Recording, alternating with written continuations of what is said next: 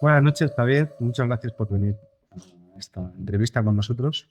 Muchas gracias por la invitación. Este documental sobre el catalanismo, el nacionalismo catalán, el separatismo, en fin, todos estos términos que iremos desarrollando a lo largo de todo el documental, de todos los capítulos. Queremos hacer un repaso primero de la historia a partir de la muerte del general Franco. A partir de 1955, la Asamblea de Cataluña incrementó su campaña a favor de la libertad, amnistía y estatuto de autonomía. Y hubo dos manifestaciones grandes en Barcelona en febrero de 76. También Carlos Arias Navarro, digamos que favoreció la publicación del periódico Avui, el primer periódico en catalán. Cuéntanos un poco cómo es la legalización de estos partidos nacionalistas como Convergencia y Unión, el PNV, el País Vasco, a partir de 1975-1976. Bueno, la legalización de los partidos comienza a hacerse una realidad a través de lo que se llamó la ventanilla de Arias, la ley de asociaciones políticas por las que iban pasando las distintas formaciones. Pero cuando dio el salto adelante en el número de formaciones políticas que empezaron a entrar en juego y demás, fue a partir del gobierno de Adolfo Suárez, ya concluido el de Arias Navarro. Adolfo Suárez fue nombrado presidente del gobierno por el rey en julio de 1976. Y digo nombrado porque no fue en ningún momento, exacto, no fue en ningún momento investido por ninguna cámara. No fue investido en el año 76 y no lo fue tampoco en el año 77, al año siguiente, después de las primeras elecciones legislativas que tuvieron lugar tras la muerte del general Franco. Estas elecciones sirvieron exclusivamente para elegir diputados, pero no invistieron presidente Adolfo Suárez. Él continuó como presidente como venía siendo desde hacía un año.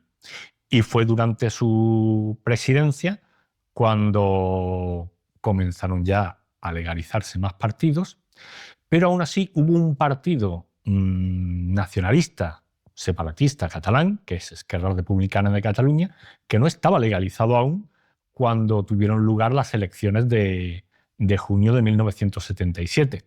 De hecho, Esquerra, Heribert Barrera, que sí que fue diputado, lo fue integrado en una coalición, en una plataforma electoral en la que se integró Esquerra, pero no de forma abierta como formación política, sino los miembros de Esquerra Republicana se integraron en esta formación que sí que pudo concurrir a las elecciones de junio de 1977. En el 76 se celebró el referéndum sobre la ley para la reforma política y hubo un 69% que votó a favor de esta reforma en Cataluña.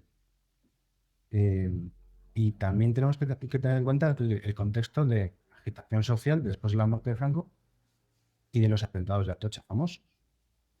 La calle estaba, digamos, un poco caliente, ¿no? Sí. Podemos decir. ¿Cómo afecta esto a la presión que hay sobre, digamos, las fuerzas más mayoritarias en ese momento, provenientes de las fuerzas nacionalistas? ¿Cómo ves eso? O sea, me preguntas por las fuerzas nacionalistas, ¿en qué posición se veían ellos en ese momento? Claro.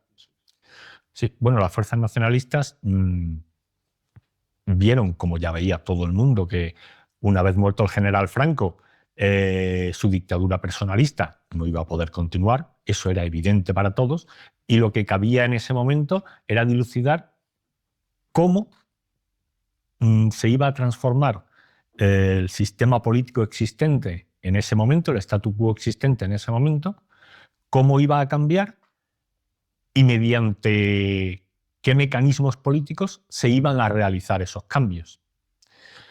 Entonces, los partidos nacionalistas concurrieron a las elecciones, como te decía antes, de 1976, pero previamente, como apuntabas, en la ley esta que me apuntabas del año 75, esa fue en realidad la apertura de lo que se ha dado en llamar posteriormente la transición, y a partir de la cual pues, comenzó a abrirse el proceso que llevó finalmente a las elecciones de 1977 y a la redacción posterior de la Constitución. Constitución que no sale de un periodo normal, digamos, como podemos encontrar en otros países, de un periodo constituyente, podemos decir, ¿no? Es una anomalía histórica, porque es un grupo de personas el que redacta la Constitución, además a puerta cerrada.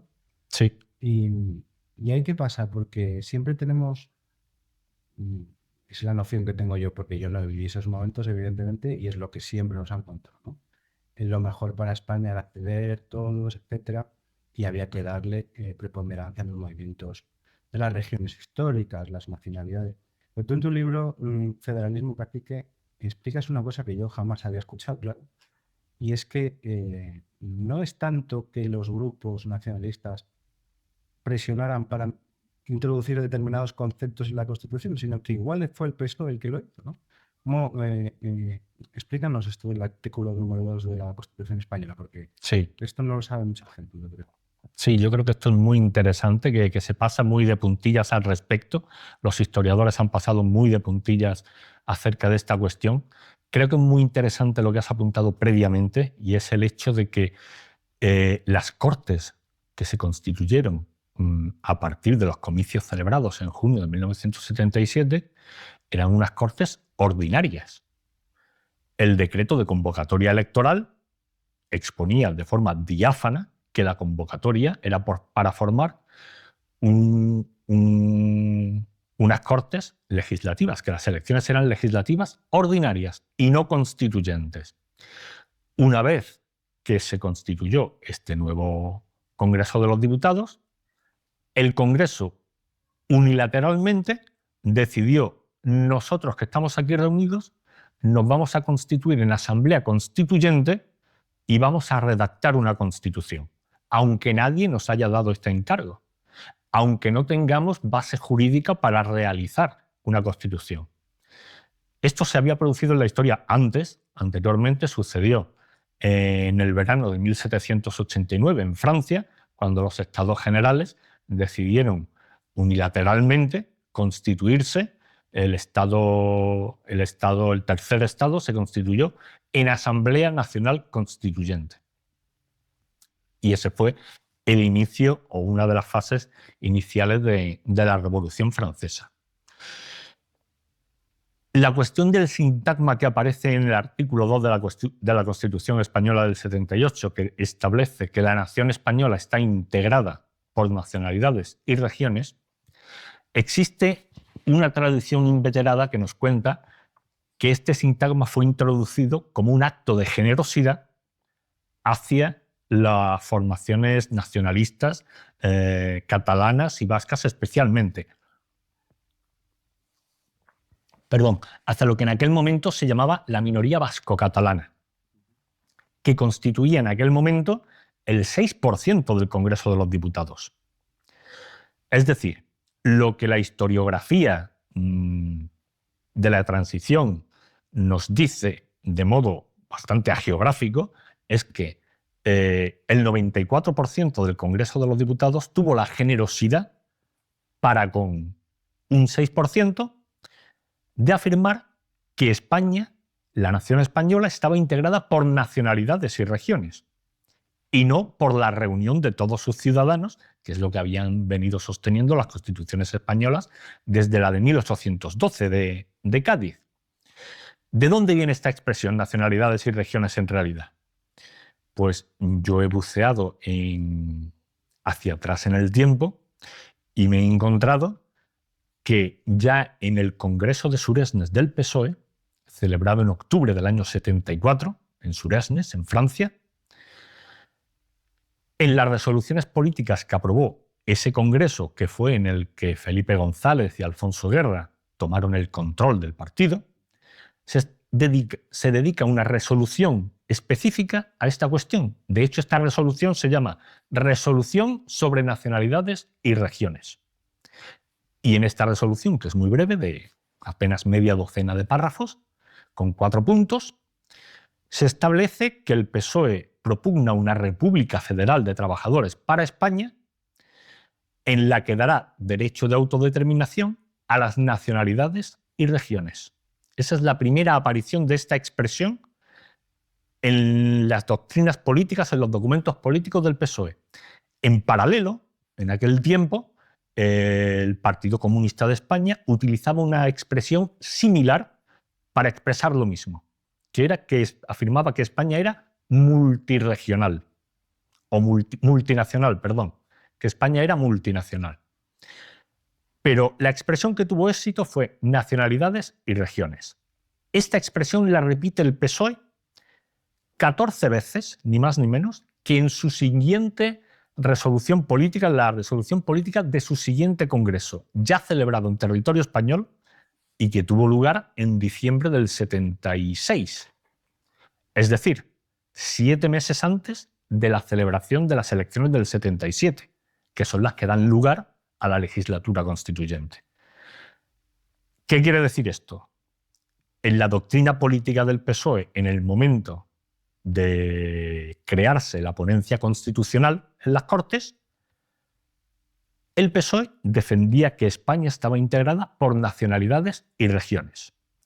Esta expresión no aparece en ningún documento político de ningún partido nacionalista, ya sea catalán, vasco, gallego o mediopensionista. Solo aparece en documentación política del PSOE.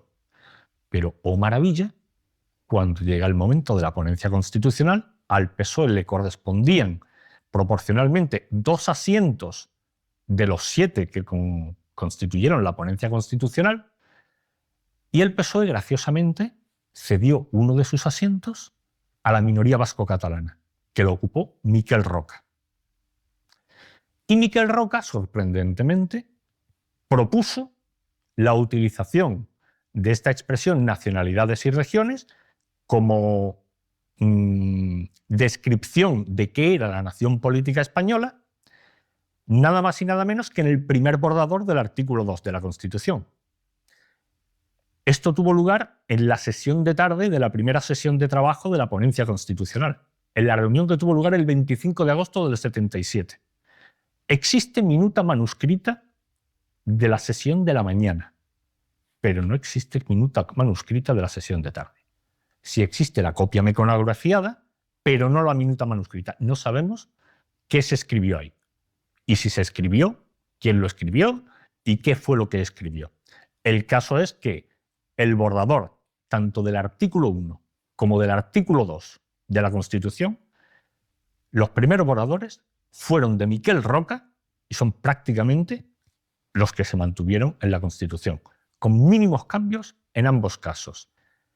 ¿Es creíble, yo te planteo, y planteo a la audiencia y a toda España, es creíble que el 96% del Congreso de los Diputados aceptara la tesis del 4%, del 6%, perdón, de que España estaba integrada por nacionalidades y regiones? Yo creo que no.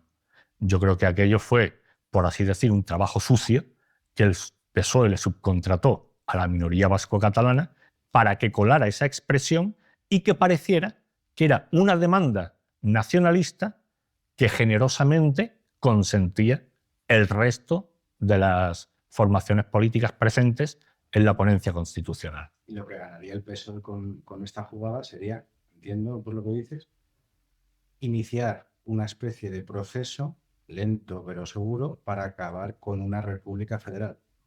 Exacto. Exacto. Ese era el objetivo del PSOE.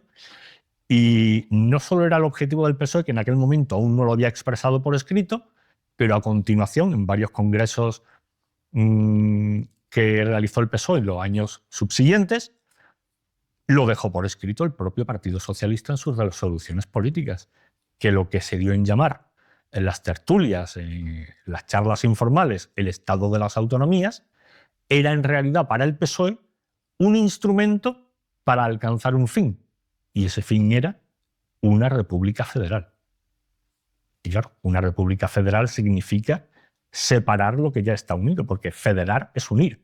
Para unir algo tiene que estar previamente separado. Para hacer de España una república federal o una monarquía federal, previamente habría que despedazar la nación política española y posteriormente que esos despojos tengan la buena voluntad de querer unirse de nuevo para producir aquello que había sido roto previamente. Yo lo que traigo de aquí, cuando siempre has vivido con el relato de que la Constitución del 78 y el sistema político social autónomo era lo mejor que podía hacerse y que fue un acto de generosidad en muchas partes, porque no se quería volver a una guerra, y fue la época más brillante, de más altura política. Eso es lo que yo siempre he escuchado, y lo que escuchamos todos en los medios, ¿no? Ese es el relato del 78, de la transición. Claro, cuando uno empieza a escarbar y ve que los problemas que estamos viendo ahora pueden tener su origen precisamente en esos años, y uno ve las minutas manuscritas y ve cómo ya todo parecía estar diseñado, bien en la misma Constitución o bien en los planes que tenía el PSOE antes en sus ponencias o en sus leyes, por ejemplo. Claro, eso a mucha gente le va a costar entenderlo, ¿no? Es un choque, desde luego. Pero es lo que te digo, Javier. Muchas veces se nos ha vendido, bueno, muchas veces no. El relato oficial es que el 78 es lo mejor que se puede hacer. Claro, yo creo que es bueno que la gente escuche esto para que se haga esa pregunta. ¿Es lo mejor que podíamos tener o es lo que algunos diseñaron para que tuviera? Es, desde mi punto de vista, lo que algunos diseñaron que tuviéramos y es lo que ha dado como resultado todos los problemas políticos en los que España se encuentra en el presente. Los problemas políticos españoles de la actualidad no surgen de la nada. Tienen antecedentes. Las cosas todas suceden como una sucesión continuada de causas y efectos. Si nos remontamos en esta sucesión de causas y efectos hasta el inicio de los problemas de España, descubriremos que todos los males tienen su origen, su motor, en la Constitución de 1978 y precisamente en este sintagma nacionalidades y regiones que es el que da lugar posteriormente a todo el sistema autonómico. Es cierto lo que comentabas, este relato maravilloso que nos han contado de la transición, que aquello fue una época brillante, el mejor de los momentos, de generosidad de unos con otros, pero en realidad allí lo que hubo fue una carrera por ocupar cargos, por asegurarse futuros políticos y por vender al mejor postor la nación política española. Eso fue lo que sucedió en realidad. No se vendió en aquel momento, pero los resultados de aquella venta los estamos viendo en la actualidad. Por sus futuros los conoceréis. Es decir, muchas veces he dicho en Terra Ignota que el 68 para mí es la relatocracia, porque es lo que ha habido un partido, sobre todo, que ha heredado o ocupado o asaltado, ¿no? Como se quiera, todos los mecanismos y resortes de poder del régimen anterior y ha establecido un relato. Ese relato ha sido inamovible y nadie podía osar a desafiar ese relato, porque el que lo hacía era un nostálgico o un loco, ¿no? De todas maneras, estamos avanzando mucho, Javier, que quiero que volvamos un poquito atrás. Quiero que comentemos un poquito la jugada de Adolfo Suárez con Tarradellas. ¿Qué es lo que ocurre ahí? Tarradellas está exiliado en ese momento, en el 77, y Adolfo Suárez hace una jugada ahí. Explícanos qué jugada es la que hace y qué pretende hacer con ella. Bueno, pues Tarradellas vuelve a España, aclamado por las multitudes, aquella célebre escena de Tarradellas en el balcón del Palacio de la Generalidad, diciendo aquello de «ya soc aquí, ya estoy aquí, ya he vuelto». Josep Tarradellas tuvo una reunión con Adolfo Suárez y no sabemos exactamente qué sucedió en aquella reunión. Lo que sí sabemos es que muy astutamente, con una gran inteligencia política, fruto de la experiencia, sin duda, de Josep Tarradellas, pues el señor Tarradellas salió de aquella reunión afirmando que habían llegado a una serie de acuerdos y que casualmente eran todos estos acuerdos eran en el sentido que le interesaban al señor Tarradellas. Y una vez hecho esto público, el gobierno pues no quiso desdecir al señor Tarradellas, mantuvo lo que había dicho el caballero y muy rápidamente, después de la constitución de las cámaras y cuando ya se había iniciado el proceso constituyente a puerta cerrada, como muy bien indicabas anteriormente, en septiembre del 77, el gobierno, mediante un decreto ley, restableció provisionalmente la Generalidad de Cataluña. Tarradellas era presidente de la Generalidad en el exilio. Exacto. Pues Suárez lo trae, acepta el relato de Tarradellas después de su entrevista y establece. Se restablece la Generalidad de Cataluña y eso es el inicio de todo el proceso autonómico. ¿Pero por qué Suárez, es lo que te quería preguntar? ¿Por qué Suárez hace esta jugada? Porque había otras fuerzas en ese momento en Cataluña con más fuerza que Tarradellas. Sí, pero él se quería ganar, Suárez se quería ganar el favor de todos los que eran oposición a él. Hay que tener en cuenta una cosa, y volvemos al punto de las elecciones del 77, que no eran para elegir un gobierno. Suárez, desde que fue nombrado presidente del gobierno hasta esas elecciones, había realizado una serie de actos políticos que ya prácticamente eran toda la transición. Ya había libertad de asociación política, libertad sindical, libertad de prensa. Ya estaba prácticamente todo hecho. Prácticamente todo. Solo restaba pues, hacer una constitución mediante la convocatoria de unas cortes constituyentes, cosa que no sucedió nunca. Pero una vez que ya había hecho Suárez todo esto, mi tesis personal es que Suárez tenía que haber salido del gobierno y haber sido sustituido por otra persona. Yo creo que el señor Suárez cumplió una agenda que le vino dada, que no fue que él decidiera voy a hacer esto y voy a hacer esto otro, sino que él constantemente, un mes tras otro, porque fue todo rapidísimo. En apenas un año se sucedió todo esto. Una vez que él hubo realizado todas estas acciones políticas, yo creo que se esperaba de él una salida del gobierno. Él se las arregló para no salir mediante unas declaraciones a Televisión Española en las que afirmó que el rey le había confirmado en el cargo después de las elecciones del 77. De esto no sabemos nada más. Zarzuela nunca se pronunció ni para confirmarlo ni para desmentirlo. Y todavía no tenemos una constitución con unos, digamos, mecanismos para confirmar aquello, ¿no? Exacto, no había ningún otro medio de elección del gobierno salvo que la designación del rey. Y dado que el rey no lo destituyó ni nombró un nuevo gobierno, él se mantuvo en el gobierno. No hubo cambios, simplemente no hubo cambios. Perdona que te pare aquí. Porque claro, en ese momento el rey tiene prácticamente, es un poder absoluto prácticamente. Claro, tiene exactamente los mismos poderes que tenía el general Franco en vida. Exactamente los mismos. El orden jurídico no ha cambiado. El statu quo en el año 77 es exactamente el mismo que había en el año 74 o en el año 73. No ha cambiado ni un ápice. Claro, el cambio de la jefatura de Estado.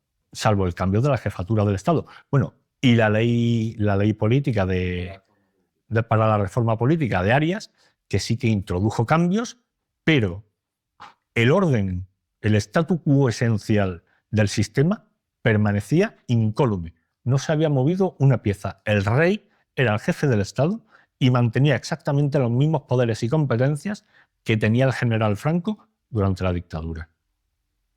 Bien, vamos a avanzar un poquito. Hemos hablado de Tarradellas, de cómo Adolfo Suárez lo trae del exilio, se restituye la Generalidad de Cataluña en el 77, pero quiero que hablemos ahora de Jordi Pujol.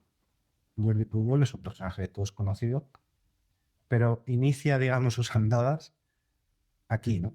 Aparece el Pacto Democrático por Cataluña.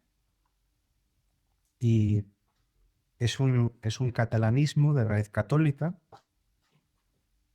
burgués, podemos decir.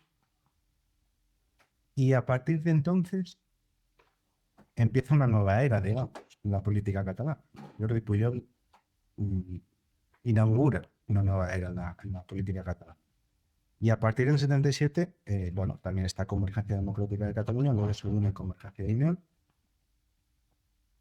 ¿Qué es lo que pasa en este tiempo? Porque ya tenemos una generalidad restaurada, que es Kerrece, pero hay una fuerza, digamos, con mucha potencia en el sentido de que puede ser, con mucho apoyo social, que es esta, ¿no? Que es, digamos, reúne en torno así a una sociología con una masa mucho más crítica en Cataluña. Sí, porque lo que sucede en Cataluña, el gran éxito de la formación de Jordi Pujol es que consigue que las élites políticas catalanas que venían del régimen ya extinto que agonizaba, viendo esas élites que aquel juego político se acababa, buscaban una salida política para su futuro y tuvo lugar un trasvase enorme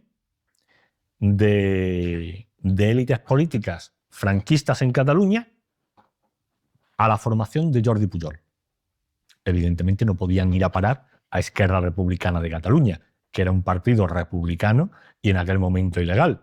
Otra opción que tenían, que también se utilizaron bastante, fue la de unirse a Unión Democrática de Cataluña, que era un partido con solera, que venía ya de tiempos de la Segunda República, pero Jordi Pujol consiguió aglutinar en torno a sí a grandes apoyos, tuvo apoyos económicos, él tenía el prestigio de banca catalana en aquel momento, que había puesto en marcha junto a su padre Florenci Pujol, y bueno, aunque aquello posteriormente constituyó un fiasco notable, que es algo que si quieres podemos hablar más adelante,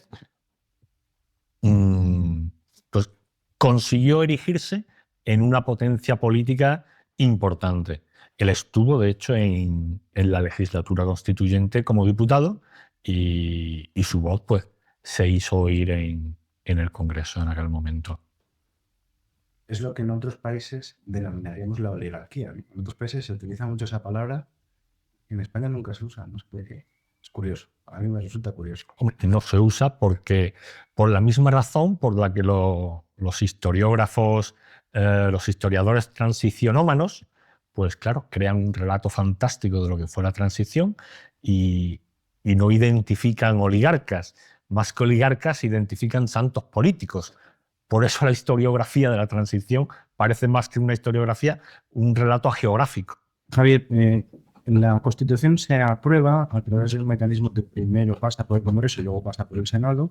Se van aprobando todos los artículos.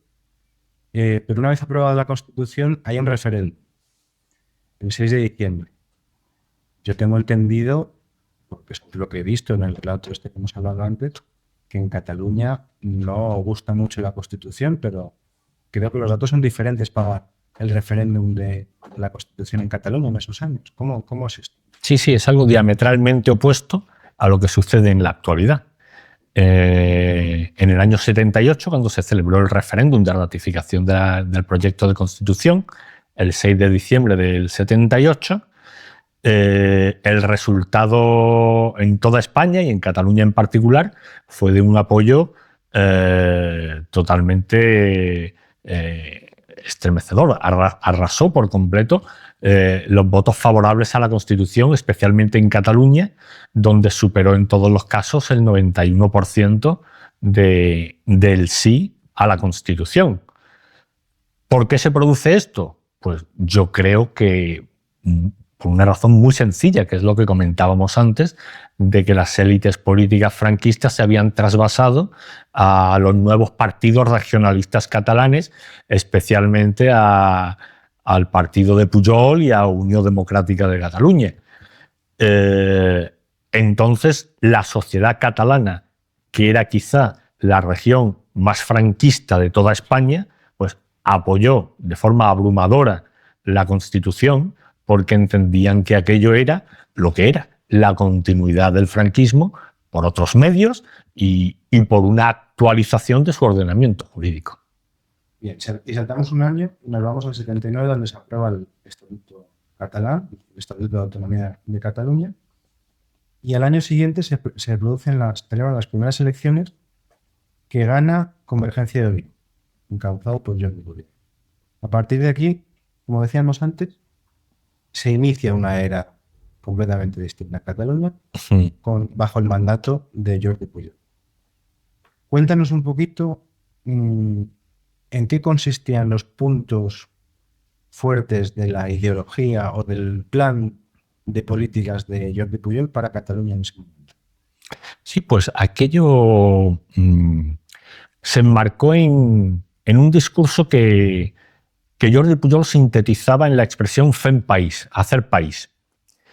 Pero claro, país, ¿qué es país? País no es una nación, no es un estado, es una palabra informal con la que nos entendemos, pues, por ejemplo, la gastronomía del país es la gastronomía de un territorio determinado, de una zona determinada. A lo mejor con países, ¿no? Exacto. O la palabra paisaje viene de país, del entorno. Bien, es una palabra que no tiene connotaciones políticas, que tiene más connotaciones sociales que políticas, y lo utilizó, pues, precisamente para aglutinar en torno a ese sentimiento en aquel momento regionalista, a aglutinar, pues, la voluntad de la sociedad catalana. Esto lo impulsó especialmente con el uso de lo que en aquella época se llamó la normalización lingüística, que era la introducción del catalán, pues, en todos los ámbitos de la sociedad.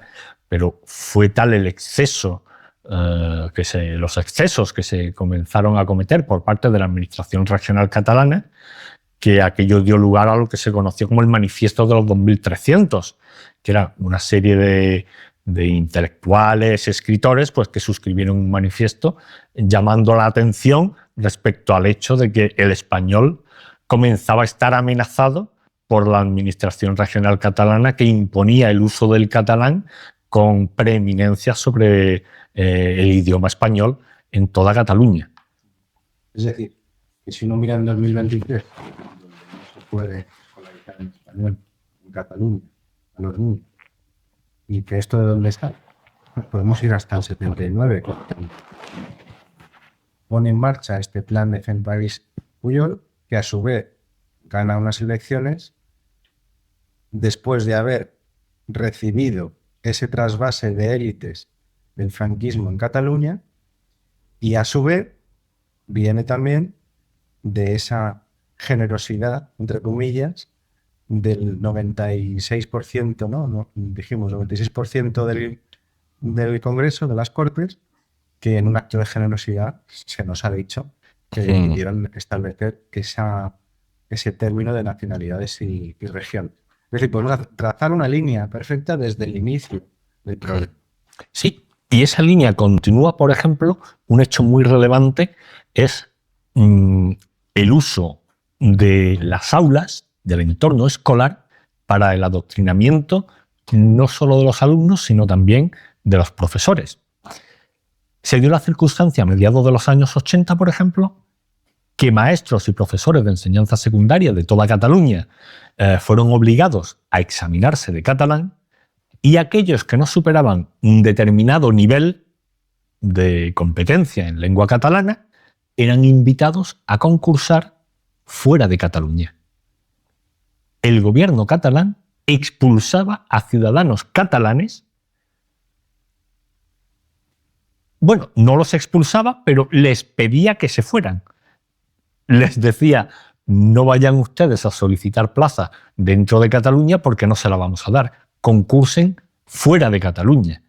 Y esto ya, pues, alcanzó quizá un grado de perfección suma a finales de los años 80, con la redacción de lo que se conoció con posterioridad el Programa 2000, que es un programa con una serie con 9 bloques distintos, mediante los que la administración catalana pretendía controlar las conductas de los ciudadanos catalanes, controlar sus pensamientos incluso, y controlar sus sentimientos. A través de estos 9 bloques, en cada uno de ellos se establecía objetivos y los medios para alcanzar esos objetivos. El primer bloque estaba dedicado al pensamiento. ¿Hay algo más totalitario que el hecho de que una administración, un gobierno, pretenda introducirse en el pensamiento de sus ciudadanos, pretenda controlar qué es lo que piensan y dejan de pensar sus ciudadanos? Esto es algo... No solo que pretenda hacerlo, sino que establezca un plan para hacerlo, lo publique y no pase nada. Y lo hizo con éxito. Con tal éxito lo hizo que los resultados están a la vista. Los acontecimientos del año 2017 y el grado de inclinación hacia las tesis separatistas en la sociedad catalana en la actualidad son el producto de la implementación de ese programa 2000 y del éxito de ese programa 2000, que no nos equivoquemos, hoy, en 2023, en el momento en el que estamos grabando esta charla, aún está en vigor. Y está en vigor su funcionamiento porque ningún gobierno español lo ha frenado, lo ha detenido, ni ha puesto un solo impedimento para que el gobierno catalán deje de aplicar esos medios para alcanzar esos objetivos. No solamente implicaba el pensamiento, también se quería entrar en la enseñanza primaria y secundaria, en la universidad, los medios de comunicación, las empresas, las infraestructuras, las administraciones. Era un plan conjunto para transformar toda la sociedad. Y también para crear un relato nacionalista, ¿no? Digamos, sí. Para crear una historia que no existía, o que sí existía, pero no de esa manera, desde luego, ¿no? Se intenta crear ese relato que aglutine culturalmente a una nación. Ese es el plan que tienen ellos. Sí, el plan del programa 2000 es crear una nación donde no la había, donde solo había instintos regionalistas. El programa 2000 puso la semilla de una pretensión separatista de cara al futuro. Y mimaron esa semilla, la regaron, la abonaron, la podaron cuando era necesario y la mimaron hasta hacerla crecer tan robusta como hoy es. Y como bien has dicho, has relatado los diferentes bloques que integraban el programa 2000. Uno de ellos, los dos principales, son el adoctrinamiento en las aulas y el control de los medios de comunicación. El propio programa establece entre los medios a utilizar para alcanzar sus objetivos tener control sobre los tribunales de oposición, de acceso a las plazas de enseñanza, tanto primaria como secundaria, y también académica, o sea, universitaria, de nivel académico superior, para controlar quién impartía las clases y tener un control total de todo el proceso de instrucción pública, desde la enseñanza primaria hasta la más alta, hasta el doctorado. Teniendo ese control, la administración catalana ha producido una generación tras otra de catalanes totalmente adoctrinados e imbuidos de un catalanismo separatista que ahora sale a la luz y que es el que tiene capacidad de presentarse socialmente y de tratar de desafiar al resto de todos los españoles, amenazando la integridad de la nación política española. Jordi Pujol y su partido de Convergencia y Unió hace todo este plan y claro, es una, digamos, dominación de todos los estamentos de una sociedad. Claro, es inevitable que se dominen todos los estamentos de una sociedad, el pensamiento, la educación, la cultura, también el dinero.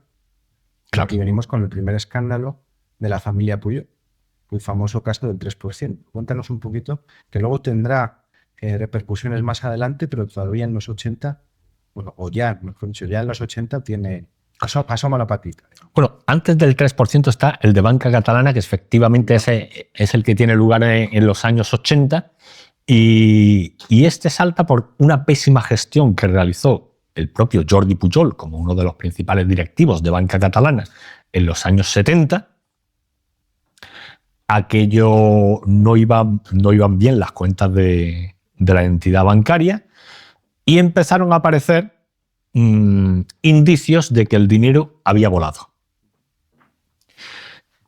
Y el dinero voló quizá a los nidos de los que posteriormente el señor Jordi Pujol, en una intervención parlamentaria en el año 2014, habló de aquellos nidos que él estaba dispuesto a agitar hasta hacer caer para que cayeran todos los nidos y quedaran al descubierto todos los pájaros, en una amenaza explícita que hizo de tirar de la manta y de destapar casos de corrupción, pues, de toda la élite española 78ista. Pero lo que ocurrió en aquel caso de banca catalana en los años 80 fue que había volado dinero, había desaparecido dinero, y esto se supo al mismo tiempo que el señor Pujol ganaba la reelección a presidente de la Generalitat en el año 84. Ese fue ese célebre discurso en el que apareció Jordi Pujol en el balcón del Palacio de la Generalitat afirmando que las lecciones de ética y moral las daría él. A partir de entonces las daría él.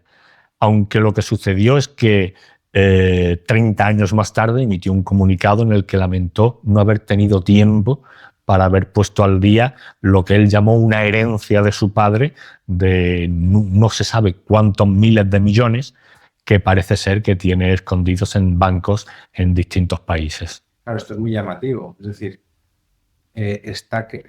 una élite política está creando un relato sobre una nación para alimentarse a sí mismo en el poder, y como domina todo eso, el siguiente paso, como tiene el poder, el siguiente paso es tener el dinero. Entonces empiezan a salir casos de corrupción que luego el del 3% que hemos mencionado tendrá repercusión más adelante y se destapará incluso en el propio Parlamento catalán. Allí lo dirán a viva voz, y fue un terremoto, ¿no?, en su momento. Sí, sí, y aquel fue un instante muy interesante porque tuvo lugar con Pascual Maragall, de presidente de la Generalitat, una vez que ya se hubo retirado Jordi Pujol. Quien tenía enfrente por Convergencia y Unió era Artur Mas en aquel momento, y en un debate ordinario que tenía lugar en el Parlamento a causa de unos acontecimientos recientes, que durante unas obras del metro en Cataluña había habido un hundimiento en el barrio del Carmelo en Cataluña y se habían producido pues grandes desperfectos y daños humanos también, pues se estaba debatiendo aquello en el Parlamento catalán y el señor Maragall le echó en cara al señor Mas que aquel accidente se había producido a causa de un mal funcionamiento en las contrataciones públicas que se hacían de forma irregular y que por tanto no se hacían con la seguridad que se debían hacer, y que esto era la causa última que había producido este derrumbe en el barrio del Carmelo.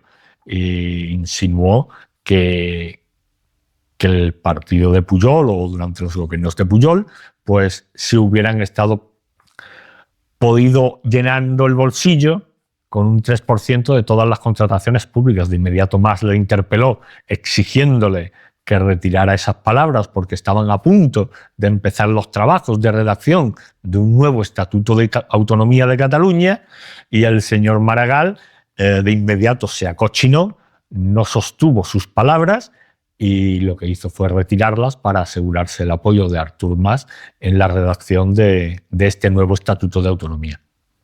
Vamos a ir un paso más adelante, pasando ya del tema de los casos de corrupción, y quiero que tratemos el tema de estas fuerzas nacionalistas como llave del poder estatal, el poder del gobierno español. En la última legislatura de Felipe González necesita del voto de Convergencia y Unión, y tras la rueda de escándalos de ese gobierno último de Felipe González, deciden retirarle su apoyo. Entonces el gobierno cae, o se queda en minoría en Cortes, mejor dicho. Después viene Aznar al poder, que también necesita de esto. esta figura del nacionalismo como llave del gobierno nacional, quiero que abundemos un poquito en ella, porque creo que es clave. Es absolutamente clave. De hecho, la Constitución está diseñada para que esto suceda así. Si no hay mayorías absolutas, el grupo parlamentario mayoritario necesita de forma inexorable el apoyo de una segunda formación o incluso una tercera para poder investir un gobierno. El sistema español de elección de los gobiernos no permite que los ciudadanos puedan elegir a sus gobernantes de forma directa. Es el Congreso de los Diputados quien elige al gobierno, y si no hay un grupo parlamentario que tenga la mayoría absoluta de los diputados, necesita el apoyo de otros grupos parlamentarios, bien para alcanzar la mayoría absoluta o para alcanzar al menos una mayoría minoritaria en una segunda votación de investidura.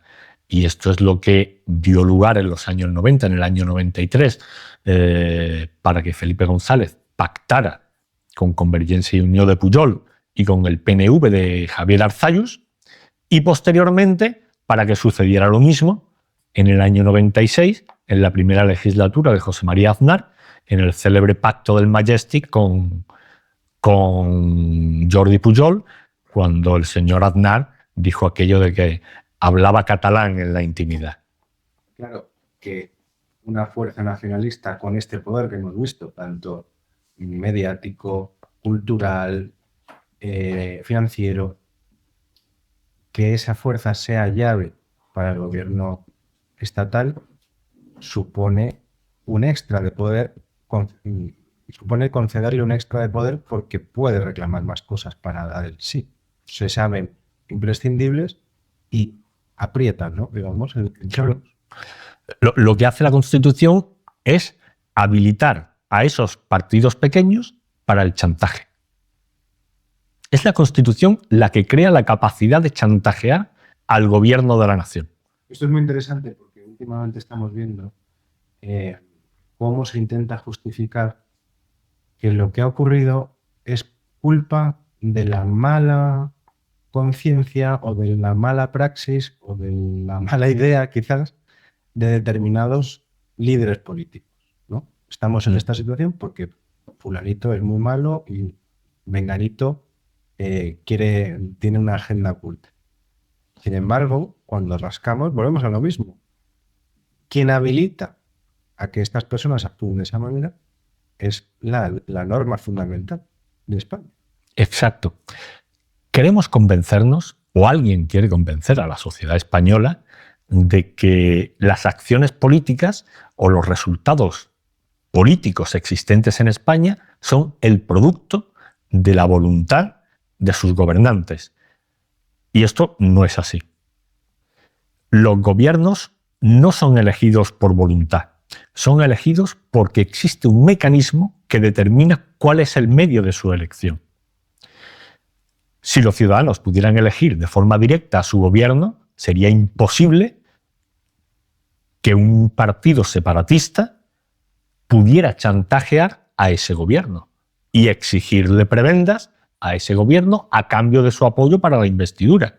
Si son los ciudadanos quienes eligen el gobierno, queda desarmada las exigencias y los chantajes separatistas. Pero esto no es así, tenemos que ser realistas. Y para ser realistas tenemos que ser adultos y asumir que los resultados del juego político son la consecuencia de las reglas de ese juego político. Esto sucede así en España, en Francia, en Alemania, en Estados Unidos, en China, en todas partes. Todas las consecuencias del juego político tienen su motor en las reglas de ese juego político. Siempre. Una pregunta que entonces me surge y seguramente le surgirá a la audiencia que nos esté viendo es, ¿con esta Constitución cabría otra ley electoral que eliminara estos problemas? No, porque es la propia Constitución la que establece que la ley electoral habrá de atenerse a criterios de proporcionalidad. Habría que reformar esa cláusula constitucional para poder incluir un sistema electoral distinto. Sí cabría, desde mi punto de vista, una reforma distinta en el artículo 99 acerca de cuáles son los medios de elección del gobierno, para que, al margen de la ley electoral que prevé los medios de elección de los diputados, cambiar el artículo 99 que establece los medios de elección del gobierno para que pudieran ser los ciudadanos los que eligieran el gobierno de forma directa. Esta reforma, desde mi punto de vista, cambiaría por completo el panorama del 78. Bien, vamos a otro tema. Vamos al proceso que, según tus investigaciones y tus publicaciones, está llevando a España inexorablemente en este tema nacionalista y separatista. ¿Qué fases hay desde que se aprueba la Constitución para llegar a lo que parece inexorable, que es una federación? Sí, pues esto viene incluso, precede a la propia Constitución. Porque, como comentábamos antes, la Generalidad de Cataluña fue restablecida provisionalmente en septiembre del 77. No existía la Constitución. Posteriormente, a partir de ahí, en diciembre de ese mismo año, del año 77, el gobierno aprobó sendos decretos leyes en los que establecía otros sendos regímenes preautonómicos para el País Vasco, las provincias vascongadas, y para Navarra. Y a partir de ahí hubo una cascada de lo que se llamaron los regímenes preautonómicos, en los que mediante decretos leyes pues, se establecían unos sistemas administrativos de preautonomía para todas y cada una de las regiones. Posteriormente, la Constitución establece los medios para acceder al autogobierno constituyéndose en comunidad autónoma, y parece dar la impresión, uno lee la Constitución y da la impresión de que todo el mundo tenía que constituirse en comunidad autónoma, que aquello era una obligación. En ningún sitio de la Constitución se establece que eso sea una obligación, pero parece que sea imposible no constituirse, o sea, no formar parte de una constitución, de una comunidad autónoma, perdón. De hecho, esto es algo sobre lo que llama la atención el Tribunal Constitucional en su sentencia sobre la DOAPA, que cuando afirma que la Constitución no contempla que una provincia pueda no pertenecer a una comunidad autónoma. Y esto es muy interesante porque si retrocedemos en el tiempo a la Constitución de la Segunda República del año 31, la Constitución de la Segunda República establece en su artículo 22 un mecanismo para que, si una provincia que haya podido integrarse dentro de lo que aquella Constitución llamaba una región autónoma, pueda desescalar ese estatus y volver al régimen común. Durante la Segunda República solo se promulgaron estatutos de autonomía para Cataluña, País Vasco y, en último término, Galicia, poco antes del estallido de la Guerra Civil. Pues bien, la Constitución republicana establecía, si cualquiera de las provincias integrantes de estas regiones autónomas hubieran querido desescalar, podrían haber desescalado. Establecía un mecanismo. Este mecanismo en el 78 no existe. No es factible. Pero, déjame que te sí. has dicho hace un momentito, que todo esto empieza antes de la Constitución mediante reales decretos. Es decir, entre decretos leyes. Entre el periodo que va de la muerte del general Franco a la aprobación de la Constitución, hemos dicho que al principio es el rey el que nombra a Adolfo Suárez. Es en este momento en el que se hacen esos decretos leyes para establecer estas preautonomías. Sí. Es en el periodo que va desde septiembre del 77, cuando acaban de empezar los trabajos de la ponencia constitucional a puerta cerrada, hacía un mes que habían empezado esos trabajos, y se prolongan hasta mediados del año 78. Incluso muy entrado el año 78, si no recuerdo mal. Llega incluso a entrar en noviembre por el problema que hubo en Andalucía, de que la provincia de Almería votó de forma contraria a integrarse en una comunidad autónoma y con posterioridad a las Cortes pues hicieron una trapisonda usurpando los medios, usurpando la voluntad de los ciudadanos almerienses y creando una ley ad hoc que contradecía una ley previa. Aquello fue un desastre y Me resulta muy llamativo, Javier, que, según hemos dicho, un rey con plenos poderes, podemos decir, que viene con un poder casi absoluto heredado del general Franco, designa a un presidente del gobierno que es el que, sin constitución ni nada que se le parezca, empieza a hacer decretos, leyes y establece ya unas comunidades, unas precomunidades autónomas. Sí. Me parece muy llamativo porque, claro, cuando queremos ver de dónde viene la legitimidad de algo, tenemos que ver el origen, ¿no? Y el origen es este. Ese es el origen. Eso es lo que explica el texto posterior de la Constitución.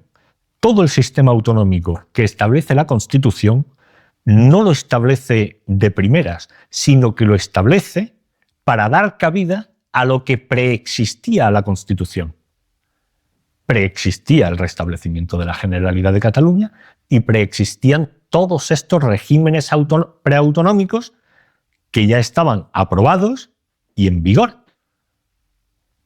Y la Constitución realizó pues una redacción ex professo para dar cabida a estos regímenes preautonómicos que pudieran constituirse en comunidades autónomas con posterioridad. Lo que hace la Constitución es, estos regímenes preautonómicos están aquí, ya existen, yo voy a establecer las reglas del juego mediante las que estas regiones y su sistema preautonómico van a poder constituirse en comunidades autónomas. Entendido. Vamos a hablar entonces de las fases brevemente. Muy bien. Pues estas fases son las siguientes. Las fases que yo identifico en este proceso federalizante al que empuja la Constitución de forma constante, sin detenerse, en esta inercia federalizante, son tres fases. Una primera autonomista, una segunda nacionalista y una tercera separatista. En la primera, la autonomista, concluye con la creación de comunidades autónomas en todas y cada una de las regiones. La segunda fase, la fase nacionalista, empieza con el segundo Estatuto de Autonomía de Cataluña, el aprobado en el año 2006. Esta fase se caracteriza porque los nuevos estatutos de autonomía, los estatutos de segunda ola, comienzan a reivindicarse a sí mismos más allá, no solo como nacionalidad, que ya lo hacían varias, sino que las que no lo hacían, varias que no lo hacían, se apuntan a lo de la nacionalidad y otras que ya esgrimían la nacionalidad empiezan a barruntar, bueno, esto de nacionalidad es poca cosa para mí, yo en realidad soy una nación, que es algo, por ejemplo, que pretendía Cataluña y que lo afirma en el preámbulo de su estatuto de 2006 y de forma tácita en el cuarto párrafo del artículo 2 del estatuto de 2006. La siguiente fase es la fase separatista. Todas estas tres fases yo no las establezco de forma arbitraria.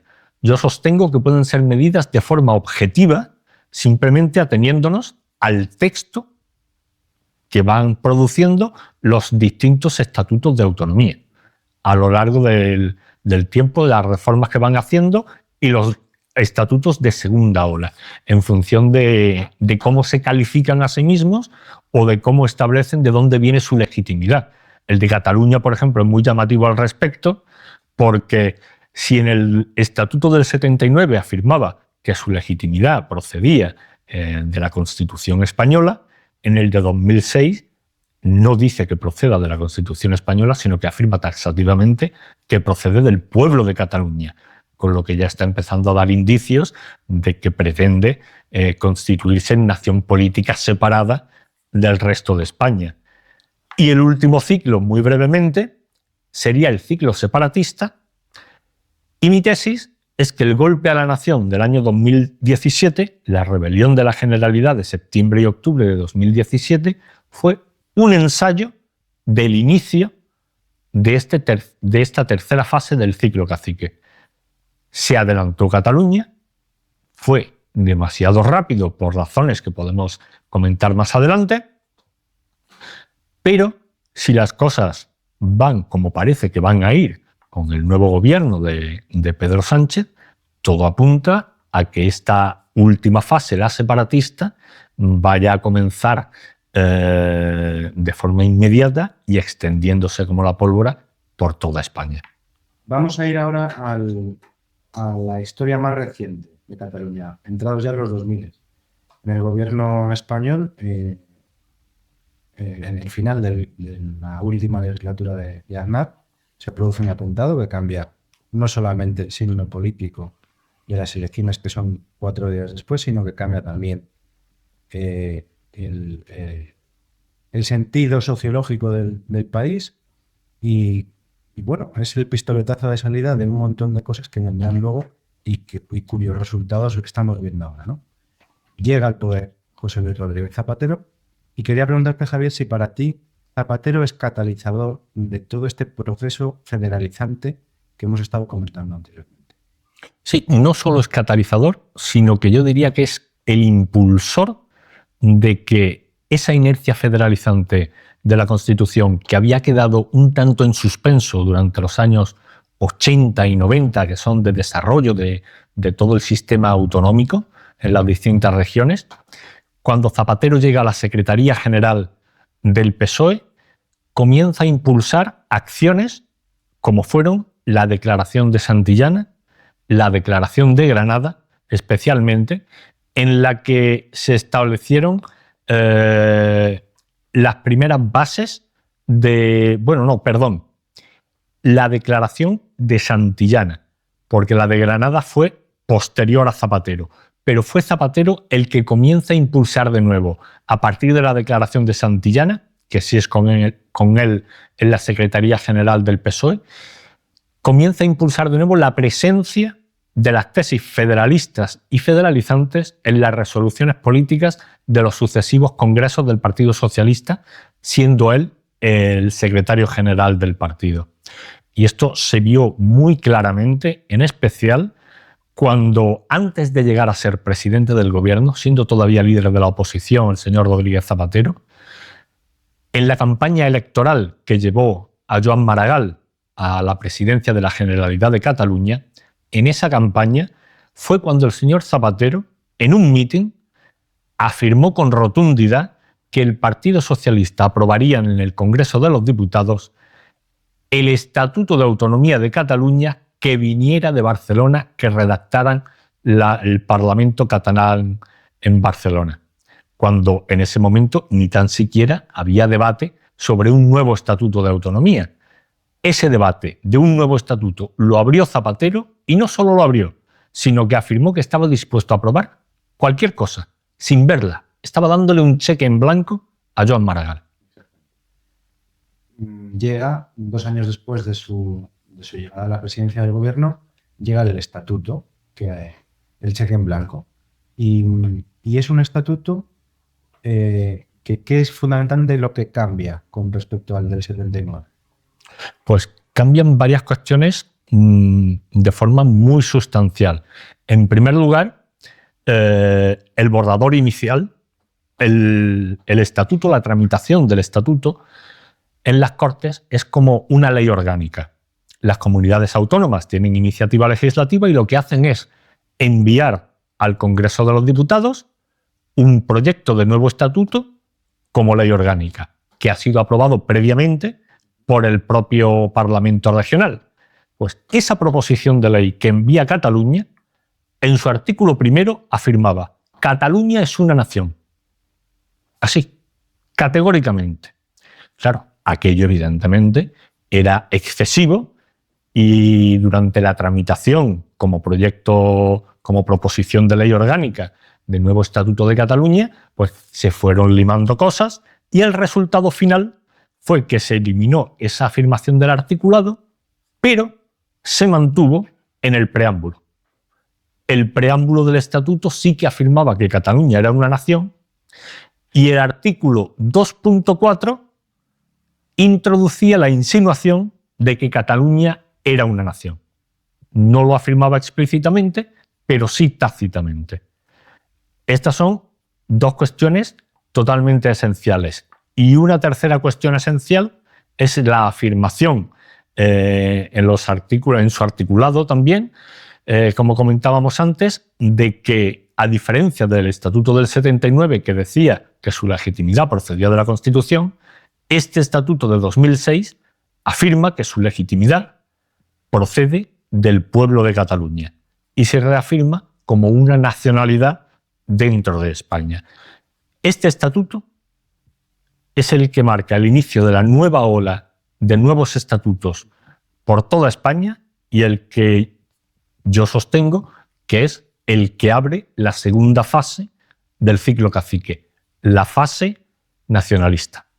Hay en España una tímida reacción u oposición a estos hechos y bueno, pues el Partido Popular intenta de aquella manera oponerse a estos hechos.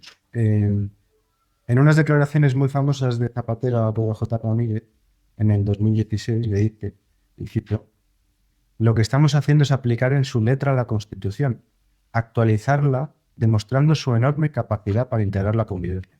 Esto es una frase que nos suena mucho de ahora, ¿no? Y mucha gente, sobre todo desde el punto de vista del Partido Popular, se rebelan contra este tipo de declaraciones porque para ellos lo que se está haciendo ahora y lo que se hizo en ese momento era contrario a la Constitución. Sin embargo, yo creo, dime tu opinión, Javier, que tenía razón Zapatero. Esto cabe en la Constitución. Claro, porque en la Constitución cabe absolutamente todo. ¿Por qué cabe todo? Porque tenemos un Tribunal Constitucional dispuesto a darle cabida a todo. El Tribunal Constitucional en España se ha convertido en una fábrica de coartadas. Las coartadas que en cada momento interesan al gobierno de turno o a las formaciones políticas a las que cada uno de los magistrados que forman el colegio de magistrados del Tribunal Constitucional debe su puesto. Todos sabemos que cada magistrado es cuota de tal o de cual partido, con lo que las sentencias del Tribunal Constitucional las podemos conocer antes incluso de que el Tribunal Constitucional se pronuncie. Si se trata de cuestiones peliagudas y de mucho enconamiento político, basta mirar cuál es el currículum de los magistrados que componen el tribunal, cuál es su procedencia, a qué cuota deben su magistratura y mediante una sencilla suma podemos saber cuál va a ser la mayoría que va a determinar el pronunciamiento del tribunal sobre una cuestión determinada, si es que esa cuestión es de un alto contenido político. Entonces, discúlpame, lo que me preguntabas era, porque creo que me he desviado. Simplemente, si esas declaraciones de Zapatero diciendo que la Constitución aceptaba, esto era una demostración de que se estaba aplicando en su letra la Constitución, al pie de la letra, ¿no? Podemos decir. Eso fue una declaración que escandalizó al Partido Popular, que entonces era la única oposición, y sigue pasando en el día de hoy. Sin embargo, mi opinión es que tenía razón Zapatero. Todo esto cabe en la Constitución. Y por eso se está haciendo, porque cabe en la Constitución. Sí, Y cuando no quepa algo, está el rescate del Tribunal Constitucional. ¿No? Esa es mi impresión. Exacto, y afirmarán que cabe. Porque aquí de lo que se trata es que no importa qué diga o deje de decir la Constitución. Lo que importa es lo que el PSOE afirma que cabe en la Constitución. Es el PSOE el que establece lo que yo llamo el marco de violabilidad de la Constitución. Si el PSOE dice, la Constitución dice hasta aquí, pues hasta aquí dice. Y a continuación llega el PP y lo acepta. Y no rechista al respecto. Sin embargo, es llamativo que el apoyo popular a este segundo estatuto no es tan masivo como uno cabría esperar, ¿no? Quizás eso es lo que finalmente pone fin un poco a la carrera política de Maragall. Es posible que esto que parecía lo que los catalanes pedían no fuera tanto así, ¿no? Exacto. De hecho, el nuevo estatuto fue un rotundo fracaso desde el punto de vista del apoyo popular a su promulgación. Cuando fue sometido a referéndum del cuerpo electoral catalán, el nivel de participación fue tan bajo que los votos favorables al nuevo estatuto constituían apenas un tercio de todo el cuerpo electoral. O sea, el estatuto vigente en Cataluña en la actualidad fue aprobado por apenas un 37%, si no recuerdo mal, del cuerpo electoral catalán. Y es llamativo esto también porque, claro, a pesar del poco apoyo popular, aquello se aprobó y se han tapado.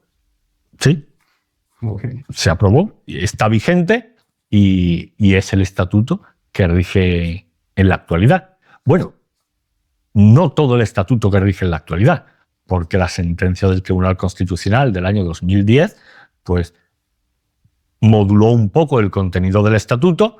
No fue tanto como sostienen los separatistas en Cataluña, que parecen que, según sus afirmaciones, el Tribunal Constitucional hubiera prácticamente destruido el contenido del estatuto que habían aprobado en referéndum un tercio de los catalanes. La realidad es otra muy distinta.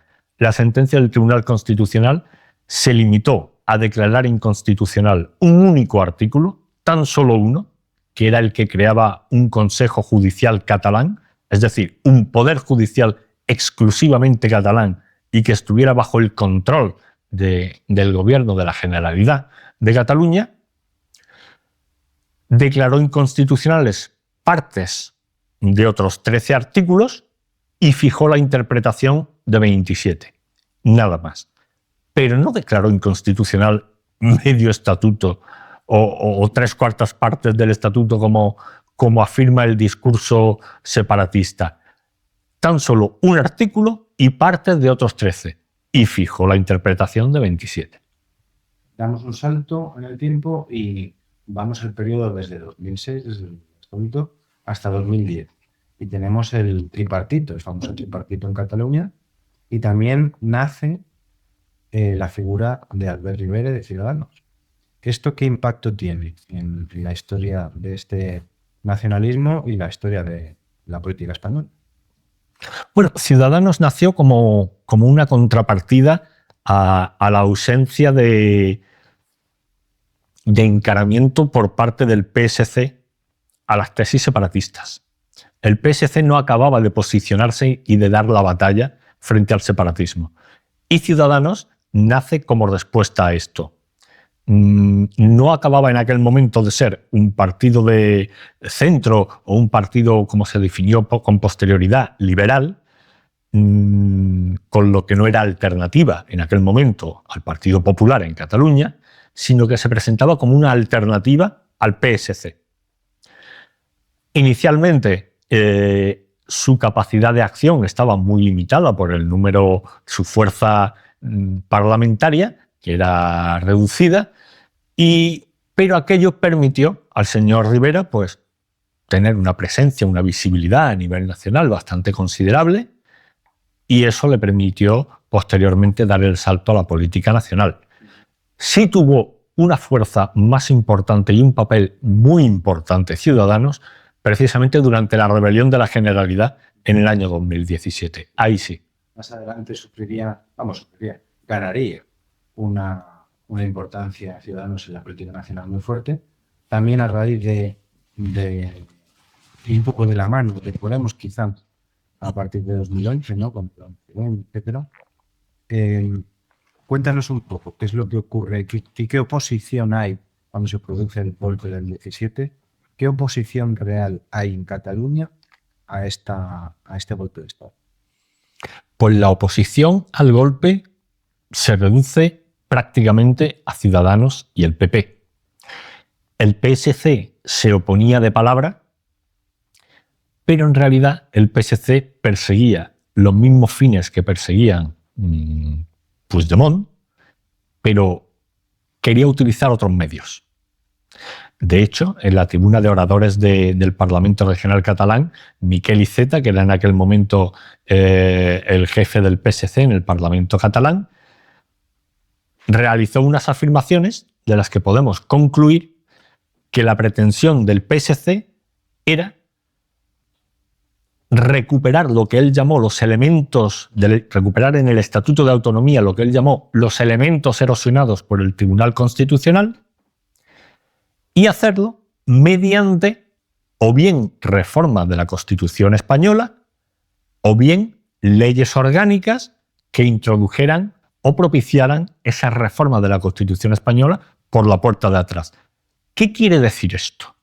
Esto quiere decir que el señor Iceta pretendía que la Constitución española, el marco que ampara a toda España, a todos los españoles, debía adaptarse a las pretensiones del Estatuto catalán. No es el Estatuto catalán adaptarse a la Constitución, sino a la inversa. ¿Esto en qué se traduce? Esto se traduce en que la pretensión última del PSC era que el pueblo catalán tuviera el privilegio de tener el poder constituyente para toda España. Es decir, que fueran los catalanes los que impusieran a toda España el marco jurídico de las reglas del juego político por el que había de regirse los distintos poderes del Estado en toda España. Eso imagino que como paso previo a que en las demás regiones de España o comunidades autónomas de España siguieran procesos parecidos.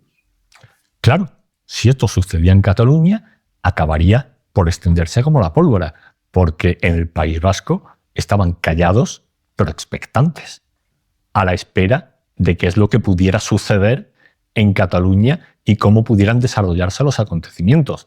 De hecho, en el País Vasco han tenido una muy notable inteligencia política a este respecto, han mantenido durante años un perfil bajo, no han sido estridentes, como sí lo han sido en Cataluña, y sin embargo está consiguiendo lo mismo que Cataluña a rebufo de Cataluña. Anteriormente era la inversa. En el País Vasco el terrorismo era el que llevaba la voz cantante nacionalista y separatista, pero aquello no les acababa de funcionar. Han abandonado el terrorismo, tomó el testigo separatista Cataluña, una vez que ETA dejó de asesinar, y ha sido Cataluña desde entonces la que está impulsando este proceso federalizante.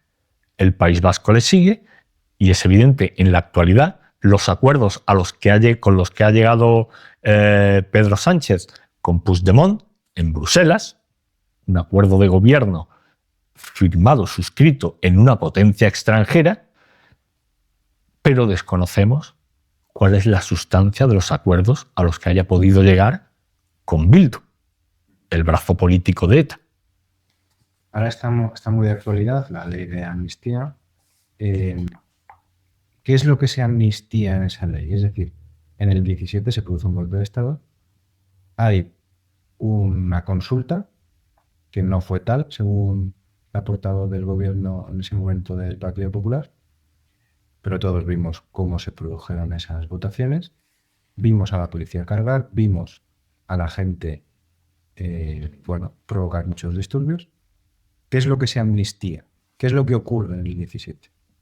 Bueno, la amnistía, la proposición al menos que han registrado en el Congreso, no solo amnistía los acontecimientos del año 2017, sino que se retrotrae a acontecimientos previos, porque lo que sucedió en el año 2017 tiene antecedentes que vienen de 5 años atrás, desde el 2012, y acciones que se realizan estando todavía Artur Mas al frente del gobierno de la Generalidad de Cataluña. Claro, Javi, porque hay que recordar que la consulta del 17 no es la única que se hace, hay una previa. Exacto. Hubo una anterior, que fue la del 9 de noviembre del año 2014. 2 referéndum de autodeterminación. Y si me apuras, hay una tercera consulta que tuvo lugar en el año 2011-2012, que se celebraba no en un único día, sino que se iba celebrando en distintos municipios de toda Cataluña, como votaciones de amigos callejeras a las que acudían los vecinos, 4 vecinos o los que fueran, a votar, a decir que sí, que ellos querían la independencia de Cataluña. Aunque aquello sin ningún control, sin ningún censo ni nada. Bueno, las siguientes tampoco tenían ningún control, en realidad. Pero sí que se produjeron estos 2 referéndums de autodeterminación, y a mí me gustaría llamar la atención sobre una cuestión sobre estas 2 consultas ilegales. Las 2 se producen. ¿Por qué? Pues las 2 se producen porque nadie lo impidió. Porque quien tenía la responsabilidad de evitarlo, no lo hizo. Esa es la razón. Bueno, no solo no lo hizo, sino que para tanto la del 14 como la del 17 no existieron. Eso es lo que nos han dicho. Eso afirmaban. Eso afirmaban, que no habían tenido lugar, cuando era evidente para quien tuviera ojos que se había producido. Y hay otra cosa más grave a este respecto, y es, estas 2 consultas, quien las convoca, quien las planifica, las financia y las ejecuta, es la Generalidad de Cataluña, que es una institución del Estado. ¿Qué quiero decir con esto? Pues que en las 2 ocasiones ha sido el Estado quien ha realizado un golpe contra la integridad de la nación política española. Bien, hemos hablado un poquito brevemente de lo que pasó en el 17 y en el 14. Después de ese referéndum del 14, hay elecciones en el 15 y las fuerzas independentistas se presentan como un plebiscito. Sí. Presentan esas elecciones como un plebiscito. Y esto es importante porque tenemos en un lado al gobierno de España negando los hechos que todos hemos visto, y tenemos a unas fuerzas nacionalistas e independentistas haciendo un horda al gobierno de España. Y gana. Sí. Me retrotraería yo al referéndum del 9N de 2014. Como referéndum fue un fracaso. Una participación bajísima y sin ningún éxito político de los objetivos políticos que perseguían. Ahora bien, aunque fue desde ese punto de vista un fracaso político, porque no consiguió lo que perseguía, Artur Mas sí que tuvo ahí un éxito político arrollador.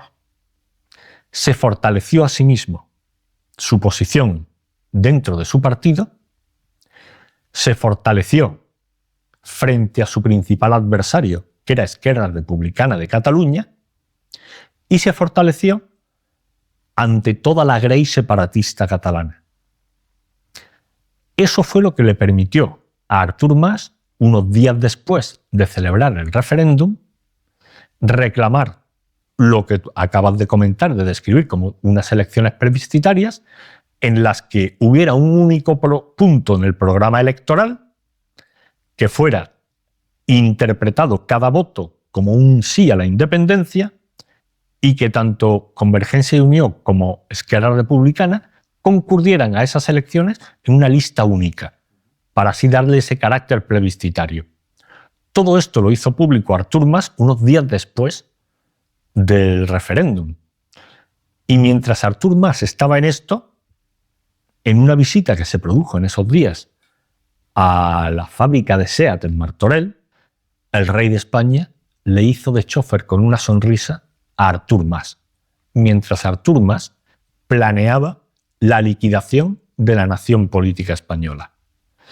Con posterioridad, Esquerra fingió que no estaba de acuerdo con aquello de la lista unitaria, ponía pegas, llegaban a un acuerdo, lo rompían, llegaban a un segundo acuerdo, lo volvían a romper, hasta que finalmente Artur Mas dio un golpe sobre la mesa y dijo: convoco elecciones para el 27 de noviembre. Esto es lo que hay. Y si quieres, vamos en una lista conjunta, y si no vamos en una lista conjunta, será porque tú, RC, Junqueras, te niegas a ir de forma conjunta. Y te niegas a la independencia. Exacto. eso iba a ser interpretado por toda la comunidad separatista como que Esquerra no estaba con la independencia como sí que lo estaba Artur Mas. Finalmente llegaron a un acuerdo de inmediato en 24 horas después de la convocatoria electoral, aunque llegaron a un acuerdo mediante el que Junqueras pudo salvar la cara y finalmente se presentaron con una lista conjunta que no tuvo el éxito que ellos esperaban, porque perdieron de forma conjunta la suma que habían tenido ambos, perdieron diputados y la CUP se erigió en árbitro con los 10 escaños que consiguió. Con estos antecedentes llegamos al 17. En el 17 ya es el que ha cogido el testigo de Artur Mas, que había cogido el testigo de Rodrigo, y tenemos el referéndum, las famosas urnas fantasmas, los piolines, todo aquello que hemos visto tantas y tantas veces por televisión. Cuéntanos qué pasó en esa república de los 7 segundos. Aquello fue un esperpento, algo totalmente grotesco, porque lo que sucedió el 10 de octubre fue una simulación de declaración de independencia que no se produjo en realidad. El señor Puigdemont se presentó ante el Parlamento, dijo que el referéndum del 1 de octubre le daba a él un mandato de declarar la independencia a él, que era gobierno, no al Parlamento, sino a él. Y lo que hizo desde la Tribuna de Oradores fue: tenemos este mandato, pero le propongo al Parlamento que suspendamos la declaración de independencia. Sin embargo, ¿qué declaración de independencia iban a suspender si esa declaración no se había producido? Se habla de la República de los 7 segundos, pero es que no duró ni tan siquiera un nanosegundo. No existió declaración de independencia. Existió la afirmación de: vamos a diferir, a dejar en suspenso los efectos de la declaración. Pero la declaración no se produjo. No tuvo lugar. Sí tuvo lugar con posterioridad a esa sesión parlamentaria una declaración de independencia. Ahí sí se produjo. Pero se produjo de forma extraparlamentaria. Una vez concluida la sesión, se reunieron dentro de las instalaciones del Parlamento Regional Catalán, se reunieron los diputados de Junts pel Sí y de la CUP, y todos ellos firmaron una declaración de independencia de Cataluña.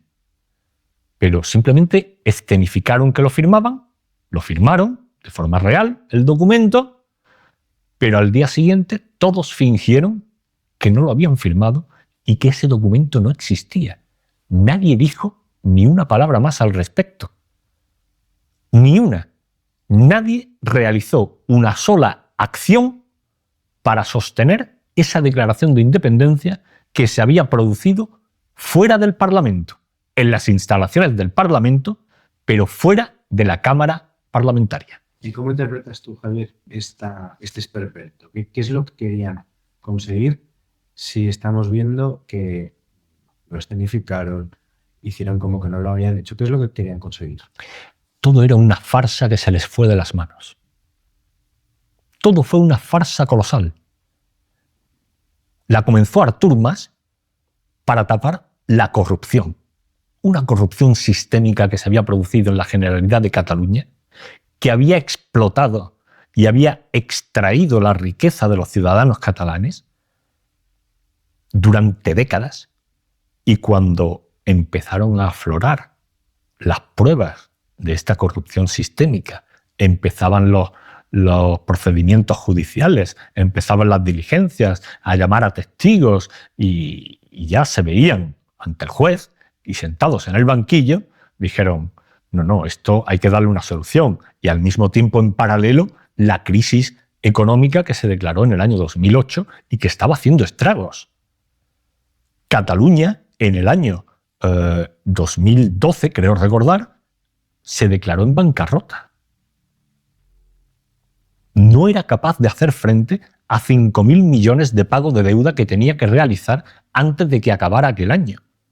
Se declaró en bancarrota, y al día siguiente de declararse en bancarrota y de pedir un rescate al gobierno del señor Rajoy, propició que el Parlamento de Cataluña aprobara una moción para que el gobierno de España le regalara un nuevo pacto fiscal mediante el que el gobierno catalán fuera el recaudador y gestor único de todos los impuestos en Cataluña. Claro, aquello era imposible. Estaban pidiendo... es la clásica estrategia que siguió Pujol desde el inicio y que denunció Tarradellas tan pronto como en 1980. Exigir lo que era imposible conseguir para, una vez negada la pretensión, presentarse como víctima de una afrenta. Esta ha sido sistemáticamente la agenda política, la estrategia política que ha seguido la Generalidad de Cataluña desde la formación de la propia comunidad autónoma con el Estatuto de 1979.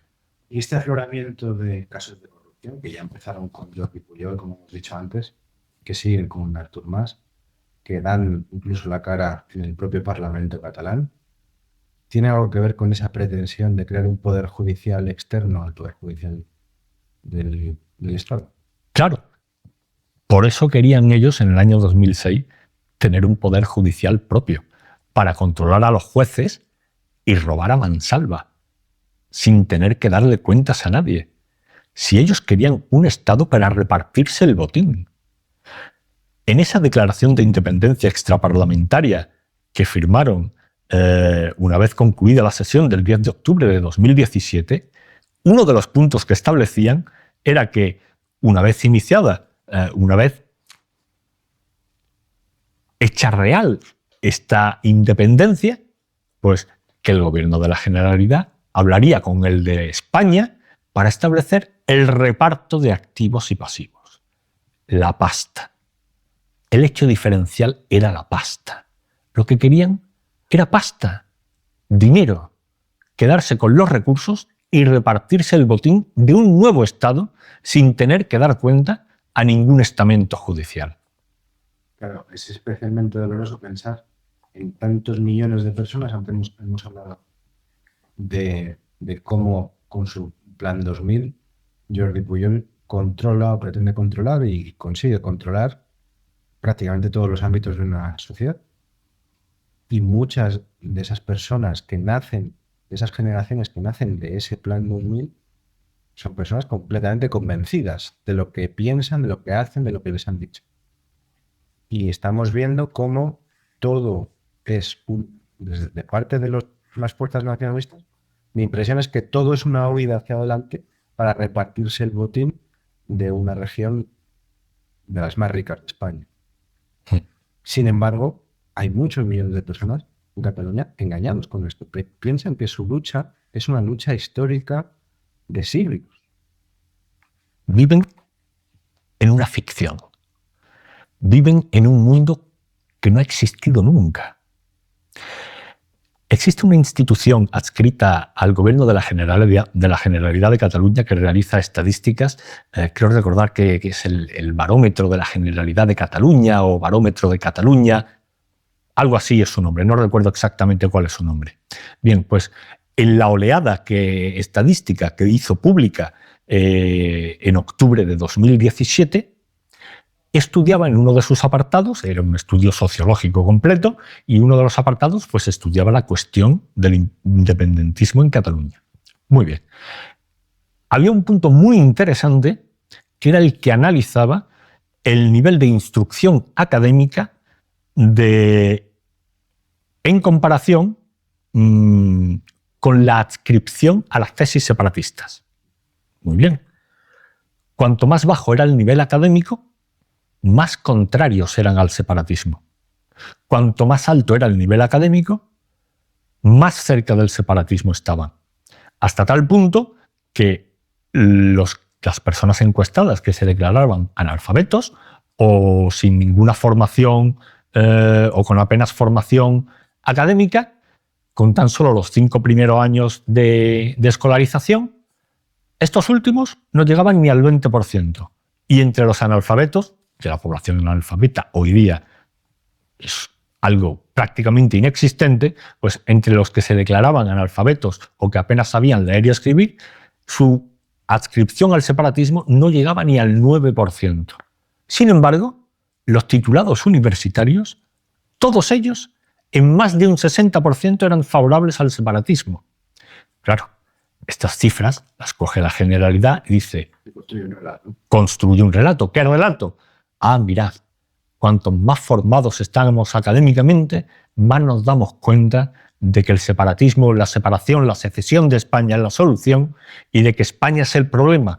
Y somos tan inteligentes, estamos tan instruidos y tenemos tantos títulos universitarios que hemos alcanzado esta conclusión. Pero no, amigo mío, es justo a la inversa. La adscripción de los titulados universitarios a las tesis separatistas no es un producto de su grado de instrucción académica. Todo lo contrario. Son el producto de su grado de adoctrinamiento académico durante 20 años, desde su escolarización en primaria hasta alcanzar el título de doctor con 25, 26, 27 años. Es algo impepinable. Esto lo describía de forma fantástica Hannah Arendt en Los orígenes del totalitarismo, cuando hablaba de que el objeto ideal de dominación del totalitarismo nazi o comunista no era el convencido, sino quien ya no distinguía la verdad de la ficción, lo verdadero de lo falso. Vamos a dar un salto hacia adelante y vamos a situarnos, o vamos a retomar, los días posteriores a esa República de los 7 segundos. El gobierno de España entonces aplica el artículo 155, se destituye al señor Puigdemont y toma el control, por así decir, de la comunidad autónoma sobre ella y Santa María, ¿no? Esto es lo que sabemos. ¿Qué implica esto? ¿Y cómo se produce esa caída en el poder de Puigdemont? ¿Qué ocurre con Puigdemont? Porque tengo entendido que se fue a Chiva, ¿verdad? Sí, Puigdemont le pasó como el mulá Omar, pero bueno, en lugar de una mobilete, parece ser que se escondió en el maletero de un coche y salió huyendo para no hacer frente como un hombre a las consecuencias de sus actos. Huyó como un cobarde. Y con él, varios miembros más de su gabinete. Pero la aplicación del 155, desde mi punto de vista, fue una auténtica catástrofe. No creo yo que fuera el medio adecuado de combatir la situación. En primer lugar, porque el 155 no estaba concebido para eso. Si uno acude a la Constitución, puede observar que el 155 es el artículo que sigue al 154. Y lo que establece el artículo 154 de la Constitución son las atribuciones de los delegados del gobierno en las comunidades autónomas. Con esto, lo que quiero decir es que el 155 estaba contemplado para pequeñas diferencias que pudieran surgir en cuestión competencial, que hubiera un desacuerdo competencial en el que el gobierno regional no se sometiera a las indicaciones que le pudiera dar el gobierno central, diciéndole, por ejemplo, a ver, si los tribunales de justicia han decidido o han sentenciado que los colegios en Cataluña tienen que impartir un mínimo de un 25% del horario lectivo en lengua española, usted tiene que ejecutar esta sentencia. ¿Que no la ejecuta? Pues entonces aplico un 155 para ser yo, el gobierno central, quien ejecuta esa sentencia. Para eso está concebido el 155, pero no para hacer lo que hizo el señor Rajoy. El señor Rajoy, desde mi punto de vista, no tenía ninguna legitimidad ni apoyo legal para disolver un parlamento que él no había votado, que él no había colocado, no tenía potestad para disolver un gobierno que él no había nombrado y no tenía potestad para convocar unas elecciones autonómicas en Cataluña, desde mi punto de vista. Ítem más, abundo. El resto de acciones que acometió el gobierno de España durante el 155, durante el periodo de aplicación del 155, no redundó para impedir una reiteración del golpe a la nación que había llevado a cabo la Generalidad en el 2017. Hoy, 6 años después, la Generalidad de Cataluña mantiene exactamente las mismas capacidades de acción que tenía en 2017 y de las que se valió para dar el golpe a la nación. ¿Para qué sirvió entonces el 155? Te lo pregunto ya, ¿para qué sirvió? Para nada. Para salvar la cara del gobierno central. Un gobierno central que no había hecho nada para impedir que se produjeran aquellos actos. O sea, en tu opinión, el 155 es un golpe de efecto, un maquillaje Sí, para que no se le vieran las vergüenzas de no haber podido impedir aquello que ocurrió, ¿no? El golpe. exacto. El 155 es algo que debería haber aplicado el gobierno 5 o 6 años antes de la rebelión del 2017. Cuando llegó el referéndum de autodeterminación de Artur Mas, tenía que haber aplicado un estado de excepción.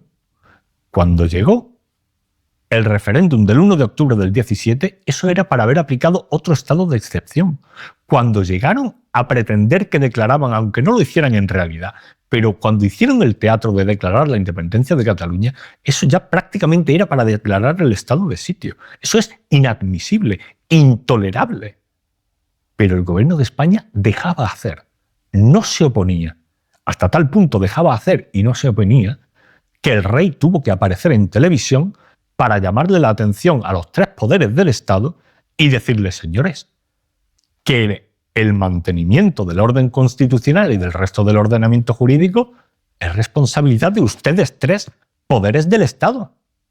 Hagan valer su responsabilidad, cumplan con su obligación y vuelvan al statu quo de la vigencia del ordenamiento jurídico, la vigencia de la Constitución y del Estatuto de Autonomía de Cataluña, que han sido quebrados por el gobierno catalán en territorio de Cataluña.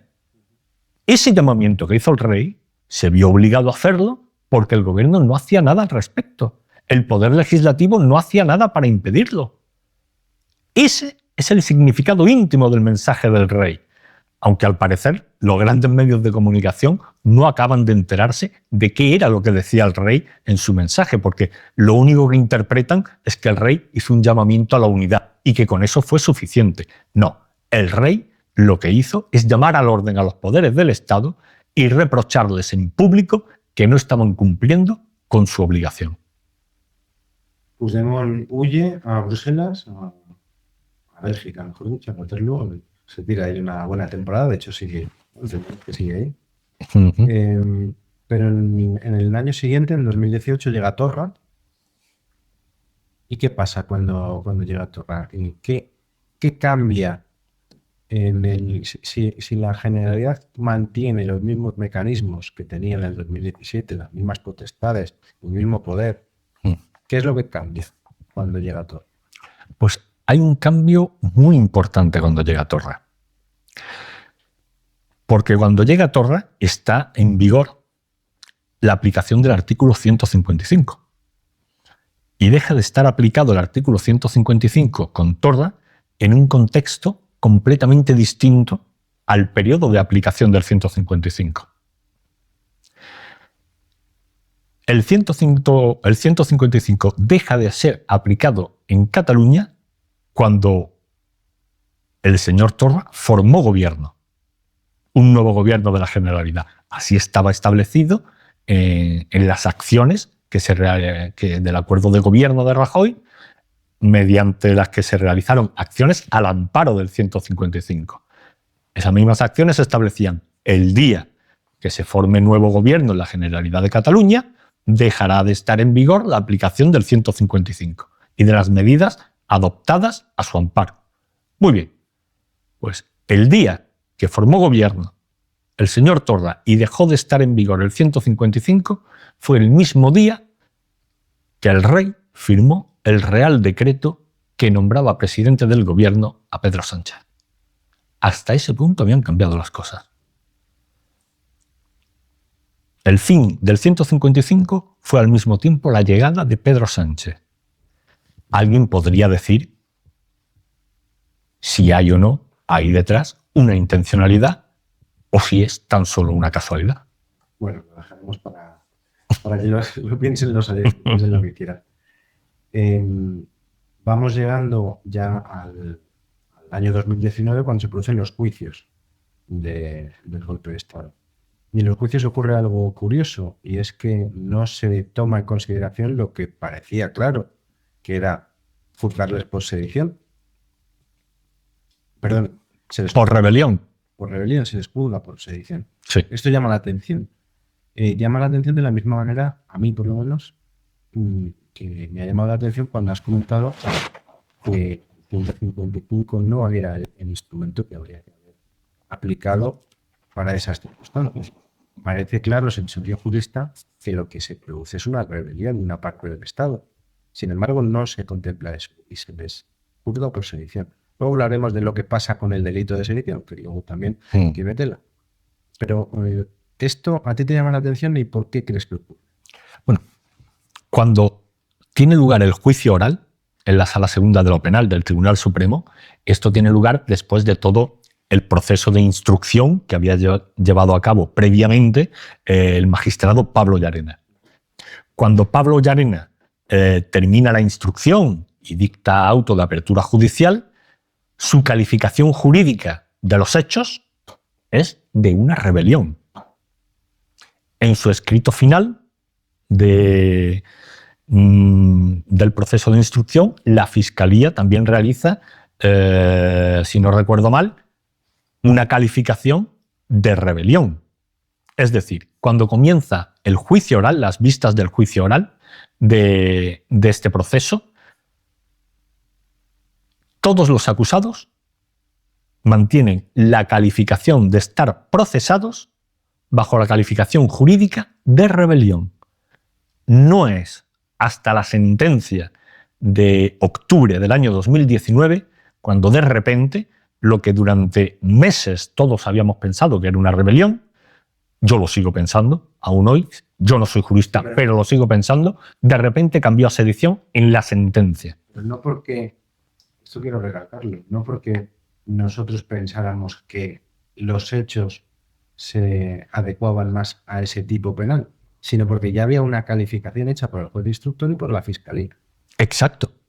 Si la sentencia, lo que hace la sentencia es derribar toda la instrucción que había realizado previamente Pablo Llarena.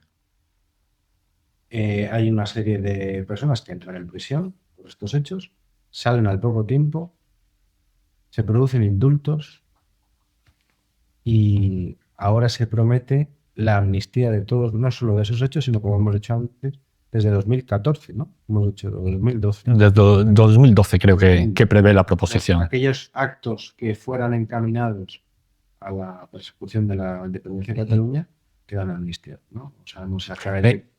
Me gustaría, permítame que te interrumpa, porque me gustaría llamar la atención sobre esta cuestión de la amnistía, que yo creo que es muy interesante y que a día de hoy, en el momento en el que estamos grabando esta charla, todavía nadie ha llamado la atención al respecto. Y es lo siguiente. La ley de amnistía pretende amnistiar todos estos delitos de los que estamos hablando, que acabas de indicar, pero esto ya estaba previsto antes en otra legislación que ya ha sido declarada inconstitucional. ¿En qué legislación? Pues vamos a verlo. La rebelión de la Generalidad de Cataluña se inicia el 6 de septiembre de 2017, que es el día en el que se aprueba la ley de referéndum de autodeterminación. Al día siguiente se aprobó otra nueva ley, la que se llamó la Ley de Transitoriedad, que era comúnmente llamada como una constitución de andar por casa para esa nueva eventual Cataluña hipotéticamente secesionada del resto de España y ya independiente. Bien, pues en esta Ley de Transitoriedad, en el párrafo cuarto del artículo 79, se contempla de forma explícita el sobreseimiento de todos los delitos por los que pudieran estar procesados todas las personas que hubieran tenido participación en este proceso de independencia. Es decir, una autoamnistía. Lo que pretende hacer ahora el bloque federalista, amnistiando a todos, al señor Puigdemont esencialmente, y al resto de personas que todavía tienen juicios pendientes, aunque evidentemente la amnistía es para el señor Puigdemont y comprar sus votos, aunque pueda haber otras personas que también se beneficien de ella, esa amnistía ya estaba contemplada en una legislación que desde hace 6 años fue declarada inconstitucional por el Tribunal Constitucional. Esto es algo que todavía no ha llamado a nadie la atención al respecto y que yo creo que a no mucho tardar alguien levantará el dedo y dirá, ojo, que esto ya está declarado inconstitucional, que ya lo intentaron ellos mismos. Discúlpame que te he interrumpido para hacer esta anotación. Es muy interesante, aunque no sé si hay alguien interesado en realidad en poner el foco. La verdad es que yo quería hacerte una última pregunta, Javier. ¿Crees que estamos ante una nueva transición? Sin duda. No me cabe la menor duda. Estamos en una segunda transición encubierta, furtiva, iniciada por la puerta de atrás y cuyo medio de inicio es esta propia ley de amnistía, que va a transformar esta legislatura ordinaria salida de las urnas del 23 de julio de 2023 en una legislatura constituyente. Vamos a ver que esta nueva transición, o esta segunda transición, da igual como la llamen, va a recrear todos los pasos que dio la transición, la llamada transición de los años 70. Y el primer paso es transformar una legislatura ordinaria como la actual en legislatura constituyente. Ahora bien, mi opinión es que no van a realizar, como se hizo en los años 70, la redacción, no van a acometer la redacción de una nueva constitución, sino que lo van a hacer de forma distinta. Van a proponer o a proyectar leyes, proyectos de ley o proposiciones de ley, seguramente más bien proposiciones de ley, porque evita ciertos trámites engorrosos de incluir al Consejo de Estado y solicitudes de informes en el caso de los proyectos de ley que impulse el gobierno. Las proposiciones de ley no tienen esos requisitos. Mi tesis es que se van a realizar proposiciones de ley bien impulsadas por el Congreso o bien desde las propias comunidades autónomas, que no olvidemos que también tienen iniciativa legislativa. Van a ser leyes formalmente ordinarias que van a cumplir escrupulosamente todos los plazos, los informes, los tiempos, los votos, la tramitación, absolutamente toda la reglamentación la van a cumplir al milímetro. Pero esas leyes ordinarias, en realidad, serán constituyentes por su contenido. Acabarán seguramente en el Tribunal Constitucional, que a continuación fabricará una coartada para decir, no, esta ley es constitucional porque la sociedad ha cambiado y por lo tanto la Constitución debe seguir a la sociedad y debe mutar en esta nueva ley que es la expresión de esos cambios que ya se han producido en la sociedad. El subsiguiente que se me plantea a mí, Javier, es que si estamos en una nueva transición, en la primera el rey tuvo un papel fundamental siendo transmisor y catalizador de todo de toda esa transformación que se produjo. En este caso estaríamos ante lo mismo. El rey será protagonista y pasará por él el proceso para un nuevo sistema, un nuevo régimen. Bueno, yo no tengo una bola de cristal para saber qué es lo que va a hacer el rey.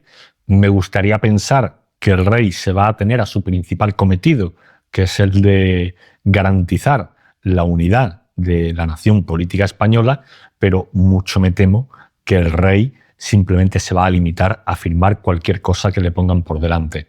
Esto ya lo hemos visto en el proceso, por ejemplo, de los indultos, cuando existiendo un conflicto entre dos poderes del Estado, en lugar de obedecer a la Constitución y moderar y arbitrar ese conflicto, lo que hizo fue obedecer al gobierno. Se puso del parte del gobierno en un conflicto entre dos poderes del Estado y de ese modo desobedeció a la Constitución.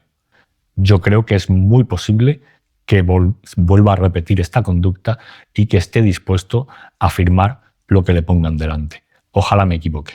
Yo creo que para que esto se arregle tiene que suceder algo muy similar a lo que sucedió en Cataluña y que se extendió por toda España en el año 2017. Es que se produzca un punto de inflexión tal que la sociedad se perciba íntimamente atacada de forma inminente.